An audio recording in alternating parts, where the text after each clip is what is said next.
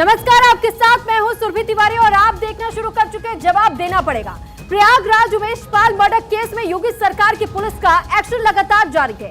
दरअसल आज सुबह प्रयागराज के कौंधियारा इलाके में एनकाउंटर हुआ और क्राइम ब्रांच की टीम ने शूटर उस्मान चौधरी को घेर कर ढेर कर दिया। उस्मान पर उत्तर प्रदेश पुलिस ने 50,000 का इनाम रखा था और इससे पहले शूटर अरबाज को भी एनकाउंटर में मार गिराया गया था। उमेश पाल हत्याकांड के बाद 25 फरवरी को सीएम योगी ने विधानसभा में वादा किया था कि दोषियों को बख्शा नहीं जाएगा, मिट्टी में मिला दिया जाएगा। और योगी का वादा सिर्फ वादा नहीं रहा, उस पर अमल भी नजर आ रहा है। जहां माफियाओं के घरों पर बाबा का बुलडोजर गरज रहा है और कहर बनकर टूट रहा है, तो वहीं एक एक आरोपी पर पुलिस की गोली का निशाना बना रहे हैं। और उस्मान चौधरी ये वही शख्स है जिसने कि उमेश पाल पर पहली गोली चलाने का काम किया था। तो 2 ढेर हो चुके हैं, लेकिन बाकी की तलाश अभी भी जारी है और अतीक से लेकर के मुख्तार तक एक एक को जवाब देना होगा। लेकिन उससे पहले ये रिपोर्ट देखिए।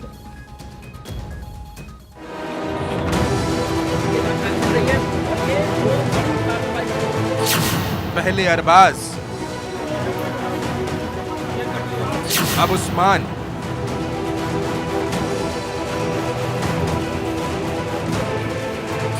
अगला कौन? उमेश पाल हत्याकांड के बाद उत्तर प्रदेश के मुख्यमंत्री योगी आदित्यनाथ ने 25 फरवरी को विधानसभा में प्रण लिया कि दोषियों को एक एक करके मिट्टी में मिला देंगे। सीएम योगी ने जिस तरीके से सदन में वादा किया, वो पुलिस के एक्शन में नजर भी आया। कि जिस अतीक अहमद के खिलाफ पीड़ित परिवारों ने मुकदमा दर्ज कराया, उसके परिवार के खिलाफ, वो समाजवादी पार्टी के द्वारा पोषित माफिया है और उसकी कमर को तोड़ने का काम हमारी सरकार ने किया है। और फिर मैं कह रहा हूं, इसे हाउस में कह रहा हूं, इस माफिया को मिट्टी में मिला देंगे। उमेश पाल हत्याकांड में पुलिस का एक्शन लगातार जारी है। प्रयागराज में कौंधियारा के लालपुर इलाके में इस हत्याकांड से जुड़े दूसरे आरोपी शूटर विजय उर्फ उस्मान चौधरी को एनकाउंटर में ढेर कर दिया गया। उस्मान ने ही उमेश पाल पर सबसे पहली गोली चलाई थी। उस्मान सीसीटीवी में गोली चलाते हुए नजर आया था। यह 8 दिन में दूसरा एनकाउंटर है। इससे पहले 27 फरवरी को बदमाश अरबाज को एनकाउंटर में मार गिराया गया। अरबाज शूटर्स को कार से मौका वारदात पर ले गया था। उमेश की हत्या 24 फरवरी को करीब 6 शूटर्स ने की थी, जबकि 7 बैकअप में थे। दरअसल 24 फरवरी को जैसे ही उमेश गाड़ी से उतरा, उस्मान ने फायरिंग शुरू कर दी। उस्मान की गोली लगते ही उमेश जमीन पर गिर गए। इसका पूरा सीसीटीवी फुटेज सामने आया था। पहले पुलिस ने उस्मान पर 50,000 का इनाम रखा था। विजय उर्फ उस्मान चौधरी के बारे में बताया जाता है कि वो अतीक गैंग का शार्प शूटर था। अतीक के बेटों ने ही उसको उस्मान नाम दिया था। उमेश पाल हत्याकांड में 6 शूटर शामिल थे। इनमें से 2 का एनकाउंटर कर दिया गया है, बाकी की तलाश की जा रही है। इन पर पुलिस ने इनाम राशि को रविवार को बढ़ाकर 2.5 लाख रुपए कर दिया था। इनके अलावा अतीक अहमद, उसकी पत्नी शाइस्ता परवीन, उसका भाई अशरफ और उसके बेटे समेत कई लोगों को आरोपी बनाया गया है। अतीक अहमद अहमदाबाद और अशरफ बरेली की जेल। और इस वक्त law and order ADG Prashant Kumar press conference करे, क्या कुछ कह रहे सुनाते। 6 लोग नामजद थे तथा कुछ अन्य लोग शामिल थे। इस क्रम में पुलिस ने शुरू से ही प्रकरण की महत्ता को समझते हुए विशेष टीमें गठित की थी। इसके लिए हमारे एसटीएफ की टीम भी लगाई गई थी। प्रतिदिन इस प्रकरण का अनुश्रवण पुलिस महानिदेशक उत्तर प्रदेश के द्वारा स्वयं किया जाता था तथा शासन को अवगत कराया जाता था। दिनांक 24 तारीख को 24 फरवरी को इससे जुड़ा एक व्यक्ति अरबाज, जो कि उस दिन क्रेटा गाड़ी को चला रहा था घटना के दिन, उसकी एक पुलिस मुठभेड़ में मृत्यु हुई थी तथा इसका एक साजिशकर्ता सदाकत 27 फरवरी को जेल भेजा गया था। स्थानीय स्तर पे सभी अभियुक्तों के विरुद्ध 25,000 पहले, फिर बाद में उसकी इनाम राशि को 50,000 बढ़ा के किया गया था तथा उसमें से 5 व्यक्तियों के विरुद्ध 2.5 लाख का इनाम पुलिस महानिदेशक के द्वारा 5 मार्च को किया गया है। इस विवेचना के शुरुआत से ही इस घटना के तत्काल बाद ये सबको बताया जा चुका था कि इसका कोई भी व्यक्ति जो इस हत्याकांड में शामिल है बचने नहीं पाएगा और सभी लोग कानून के दायरे में लाए जाएंगे।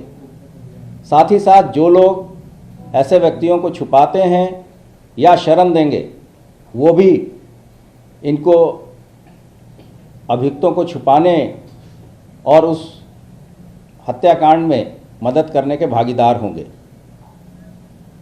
आज सुबह प्रयागराज पुलिस को एक उल्लेखनीय सफलता मिली जब इस शूटआउट में शामिल उस्मान, जो कि कौड़ियारा थाने का प्रयागराज का रहने वाला था, वह उसी थाना क्षेत्र में एक साहसिक मुठभेड़ में घायल हुआ। इसमें हमारे प्रयागराज की टीम थी जिसमें थाना प्रभारी कौड़ियारा, प्रभारी खीरी और थानाध्यक्ष शंकरगढ़ ये स्वयं शामिल थे तथा इनके जो टीम थी वो भी शामिल थी। इस दौरान हमारा एक आरक्षी नरेंद्र वो भी घायल हुआ है जिसका उपचार चल रहा है। घायल उस्मान को तत्काल अस्पताल शिफ्ट किया गया जहां इलाज के दौरान उसकी मृत्यु हुई। उपरोक्त उस्मान पे 50,000 का इनाम था तथा सभी चैनलों के माध्यम से जो वीडियो प्रसारित हुआ था उसमें यह व्यक्ति मृतक उमेश पाल को तथा हमारे जवान को गोली मारते हुए देखा जा सकता है। इसके पास से एक 32 बोर की अवैध पिस्टल तथा कुछ जीवित और खोखा कारतूस भी बरामद हुए हैं। आगे की जो विधिक प्रक्रिया है वो अमल में लाई जा रही है। इस दौरान प्रयागराज विकास प्राधिकरण के द्वारा इस घटना में सम्मिलित लोगों को जिन्होंने अवैध तरीके से घर इत्यादि बना रखे थे उस पर ध्वस्तीकरण की वैधानिक कार्रवाई की गई है और ये एक प्रक्रिया पहले से ही चल रही थी। इस दौरान पर्याप्त सुरक्षा व्यवस्था मुहैया कराई गई है।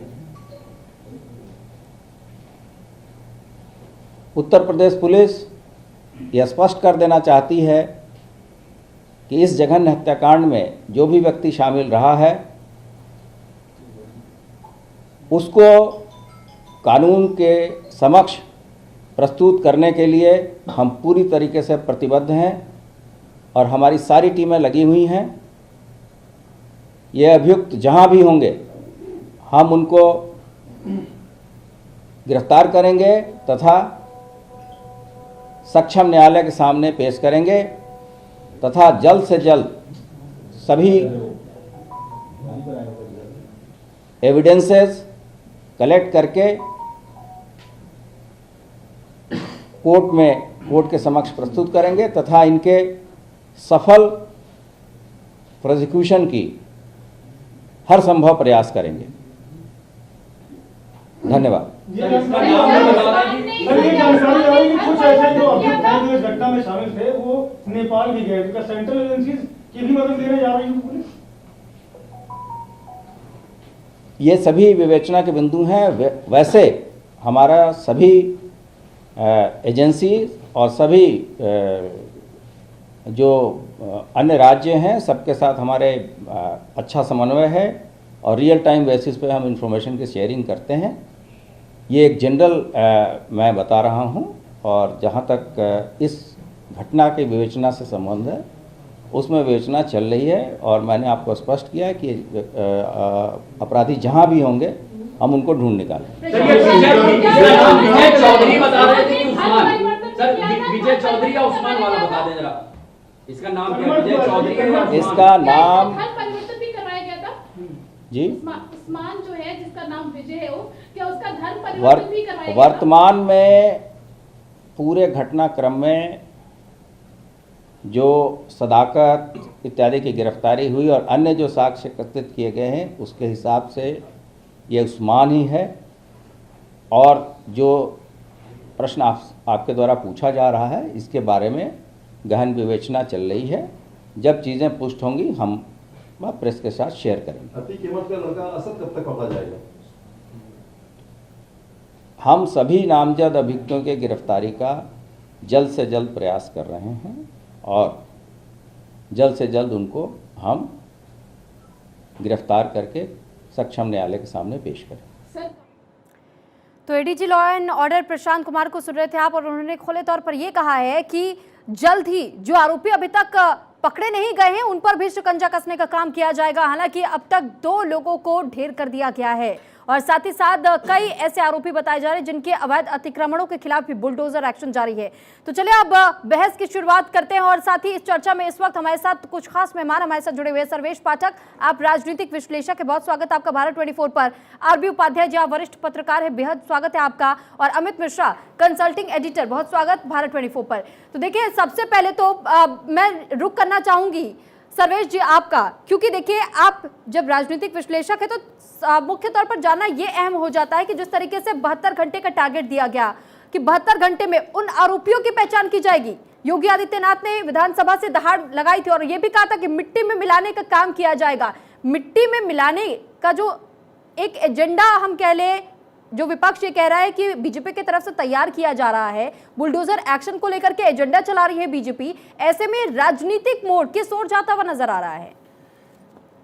देखिए सुरभि जी, इसमें मिट्टी में मिलाने का काम कोई भी राज्य में किसी भी अपराधी के लिए किया जाना चाहिए, नहीं तो आप हम सभी देखेंगे कि अपराधों की संख्या में कितनी वृद्धि होती है। अगर आप एनसीआरबी का डेटा ही उठा लीजिए तो यूपी में दूसरे स्थान पे है, लेकिन उसी में दूसरा जो एनसीआरबी का डेटा कहता है कि भारतवर्ष में जो 2021 में 100 से अधिक जो सांप्रदायिक दंगे हुए, लेकिन यूपी में मात्र 1 वो रिपोर्ट किया गया। तो ये भी यूपी सरकार की, योगी जी की उपलब्धि है। रही बात बुलडोजर एक्शन और ये एनकाउंटर, तो देखिए अपराधियों के साथ थोड़ी सख्ती करनी पड़ेगी, नहीं तो आप देखिए पूरे दिन दहाड़े ऐसे घटना को अंजाम दिया जा रहा है और अपराधियों को कोई डर, कोई भय नहीं है। तो अगर ऐसे अपराधियों को इसी तरीके से अगर नहीं उनका निपटारा किया जाएगा तो फिर वो जो लॉ एंड ऑर्डर की जो खामियां विपक्ष निकालेंगे और आम जनता भी उससे प्रभावित होती है। इससे केवल आरबी उपाध्याय जी भी हमारे साथ जुड़े हुए हैं। आरबी उपाध्याय जी, सर्वेश जी ने यह कहा कि डर जरूरी है अपराधियों में, तो क्या बुलडोजर एक्शन के जरिए ही डर का माहौल तैयार किया जाएगा और कितना उचित है यह कार्रवाई? देखिए, दोनों चीजें हैं।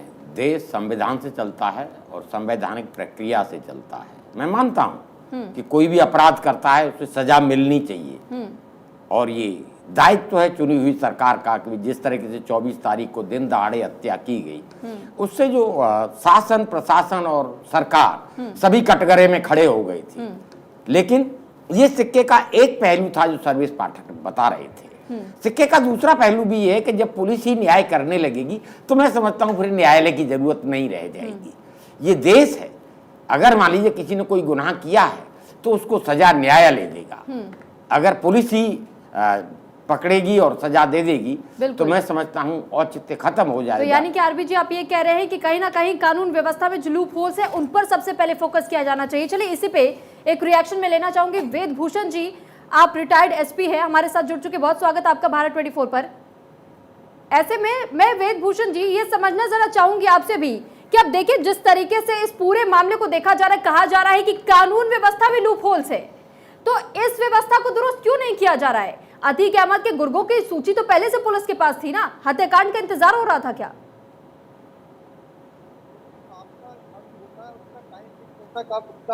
अंतिम समय है, अंग्रेजी में प्रेजेंट इज फॉरटेड। दुश्मन के साथ दुश्मन की तरह व्यवहार करो। जिस तरह से अतीक और मुख्तार अंसारी, जिस तरह से गैंग यूपी के अंदर पनप रहे थे, फल फूल रहे थे, राजनीतिक को संरक्षण मिला हुआ था, तो मैं तो इसका स्वागत करूंगा कि बहुत अच्छा यूपी पुलिस ने एक अच्छा मैसेज किया अपराधियों के अंदर। जब विकास दुबे का एनकाउंटर हुआ तब भी यही सवाल पैदा किए गए थे, लोग सुप्रीम कोर्ट तक गए थे, नेशनल ह्यूमन राइट्स कमीशन तक गए थे। यदि उनको लग रहा है, अभी उपाध्याय साहब बोल रहे थे, तो उनको छूट है, वो पुलिस पे जो एनकाउंटर है उसको चैलेंज कर सकते हैं, अदालतें खुली हुई है। केवल एक अपराधी का अधिकार हो खुलेआम गोली चला दे, मार दे, पुलिस वालों को एनकाउंटर में भेज सकते, और हम न्यायालय के लिए इंतजार करते रहे। आपने देखा कि निर्भया का न्याय लेने के लिए 9 साल लगे, कसाब को फांसी करने में 7 साल लगे। तो कुछ चीजें जरूरी होती हैं और टाइम पर सरकारों की जिम्मेदारी है, पुलिस की और स्टेट गवर्नमेंट की, के मैसेज यदि सही टाइम पर सही मैसेज दिया गया। वेदभूषण जी, सवाल तो यही है कि अगर समय रहते हुए मान लीजिए एक्शन ले लिया जाता तो फिर इस तरीके के हत्याकांड को अंजाम नहीं दिया जाता। कानून व्यवस्था के लूपहोल्स को भी ठीक करना बेहद जरूरी होता है। मैं आपके पास लौटूंगी। अमित मिश्रा हमारे साथ कंसल्टिंग एडिटर भी जुड़े हुए हैं। अमित जी, बुलडोजर कार्रवाई या जो कानून व्यवस्था में जो लूपहोल्स बताए जा रहे हैं, क्या इन दोनों पर फोकस और ज्यादा नहीं किया जाना चाहिए, या फिर एकमात्र ये जरिया रह गया है अपराधियों को सबक सिखाने का? सुरभि, मैं उपाध्याय जी जो कह रहे थे कि आखिर इस देश में संविधान है और कानून के तहत जो प्रक्रियाएं हैं वो अपनाई जानी चाहिए। पुलिस राज तो है नहीं, हाँ, लेकिन उसका दूसरा पहलू ये भी है कि जब गुंडागर्दी, माफियागिरी चरम पे हो तो आखिर पुलिस क्या करे, क्योंकि पुलिस के वर्चस्व को ये माफिया लगातार चुनौती देते हैं, और उस चुनौती का इल्म क्या होता है, फिर पुलिस को ये लगता है कि कार्रवाई जरूरी है, क्योंकि जो जनसाधारण है उसमें एक दहशत का माहौल हो जाता है, और उस दहशत को ख़त्म करने के लिए ही राज्य प्रशासन है, पुलिस है, उसके बाद कोर्ट आता है। तो जब आप खुद, अगर आपने किसी पुलिस अधिकारी पर, पुलिस खेमे पर आपने इनकाउंटर की कोशिश की, गोली चलाई, तो ज़रूरी है जवाबी कार्रवाई होगी, और अगर उस कार्रवाई में वो ढेर हो जाता है तो वो पुलिस की एक प्रक्रिया है, सामान्य प्रक्रिया है, उस पर इतना बवेला नहीं खड़ा होना चाहिए। हाँ, उसे गिरफ्तार पहले किया जाना चाहिए, जिसका जिक्र आप बार बार कर रही हैं। और जो आपने एसीपी साहब से, रिटायर्ड एसीपी साहब से पूछा कि अतीक अहमद के परिवार की जो लिस्ट है, जो उनके गुर्गों की लिस्ट है, वो पुलिस के पास पहले से है, आज से नहीं, कई वर्षों से है, और वो कई प्रयागराज के इलाके में उनका वर्चस्व वर्षों से है, तो उस पर कार्रवाई क्यों नहीं हुई, क्यों नहीं वो सलाखों के पीछे गई? ये एक महत्वपूर्ण सवाल है। आखिर ये जरूरत क्यों पड़ी कि आखिरकार उनका इनकाउंटर ही किया जाए, और वो उसके पहले वो खुद एक व्यक्ति को मारते हैं जो एक मुकदमे में चश्मदीद हैं, तो उसको लेकर काफी ज्यादा यहां पर जदोजहद है, और इस चीज को लेकर पुलिस को इस चीज की गंभीरता को समझनी चाहिए। हो सकता है समझती है, और अब मामला अदालत में जाएगा ही। सुरभि, बिल्कुल अमित जी, क्योंकि वाकई गोली का बदला गोली नहीं होता है, और इस पर फोकस भी किया जाना चाहिए। आप सभी मेहमानों का हमारे साथ जुड़ने के लिए और इस पर अपनी राय रखने के लिए बहुत धन्यवाद। इसी के साथ वक्त हो चला एक छोटे से ब्रेक का, जल्द हाजिर होंगे। अब बने रहिए भारत 24 के साथ।